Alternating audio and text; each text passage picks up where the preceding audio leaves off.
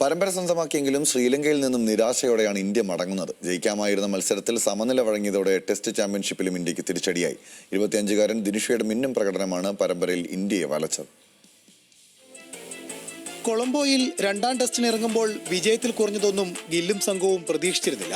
ആദ്യ ഇന്നിംഗ്സിൽ പടുത്തുയർത്തിയ കൂറ്റൻ സ്കോറും ശ്രീലങ്ക ഫോളോ ഓൺ വഴങ്ങിയതും ഇന്ത്യയുടെ സാധ്യത വർദ്ധിപ്പിച്ചു. എന്നാൽ രണ്ടാം ഇന്നിംഗ്സിൽ ലങ്ക നടത്തിയ ചെറുത്തുനിൽപ്പ് തകർത്തത് ഇന്ത്യയുടെ ലോക ടെസ്റ്റ് ചാമ്പ്യൻഷിപ്പ് സാധ്യതകൾ കൂടിയാണ്.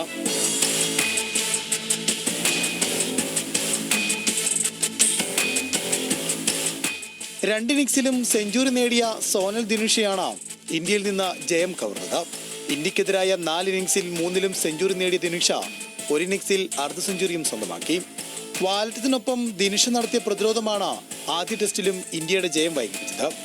5 ടെസ്റ്റിൽ മാത്രം പാടണിഞ്ഞ 25-കാരൻ 86.57 ശരാശരിയിൽ 606 റൺസാണ് ഇതിനോടകം അടിച്ചെടുത്തത്. പരമ്പരയിലെ മിന്നും പ്രകടനത്തോടെ ഒരുപിടി റെക്കോർഡുകളിലും താരം ഇടം പിടിച്ചു.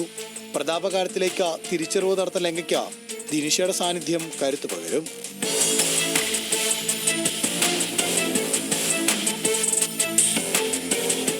ശ്രീലങ്കൻ പരമ്പര അവസാനിക്കുമ്പോൾ പരമ്പരയുടെ താരമായ ദേവദത്ത് പടിക്കലിന്റെ പ്രകടനമാണ് ഇന്ത്യക്ക് ആശ്വാസമാകുന്നത്.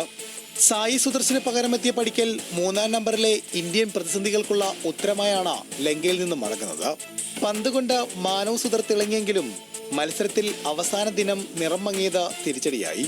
മുതിർന്ന താരം രവീന്ദ്ര ജഡേജ ഫോമിലേക്ക് എത്താത്തതും ഇന്ത്യക്ക് വെല്ലുവിളിയാണ്. കുൽദീപ് യാദവിനെയും മുഹമ്മദ് സിറാജിനെയും ഫലപ്രദമായി ഉപയോഗിക്കുന്നതിലടക്കം വിമുഖത കാണിക്കുന്ന നായകൻ ഗില്ലിന്റെ തീരുമാനങ്ങളും ടീമിന് വിനയായി. ലോക ടെസ്റ്റ് ചാമ്പ്യൻഷിപ്പിൽ ഇന്ത്യയുടെ അടുത്ത എതിരാളികൾ ഓസ്ട്രേലിയയും ന്യൂസിലൻഡുമാണ്. ഓസീസിനെതിരെ 5 മത്സരങ്ങളുടെ പരമ്പര ഇന്ത്യയിലും കിവീസിനെതിരെ 2 മത്സരങ്ങളുടെ പരമ്പര അവരുടെ നാട്ടിലുമാണ് ഇന്ത്യ കളിക്കുക. ഈ 7 മത്സരത്തിലും ജയിച്ചാൽ മാത്രമാണ് ലോക ടെസ്റ്റ് ചാമ്പ്യൻഷിപ്പ് ഫൈനലിൽ ഇന്ത്യക്ക് എത്താൻ കഴിയുക. ലങ്ക പരമ്പരയോടെ ഇന്ത്യയുടെ ടെസ്റ്റ് ചാമ്പ്യൻഷിപ്പ് സാധ്യതകൾ ഏകദേശം അവസാനിച്ചു. Sports desk, news Malayalam.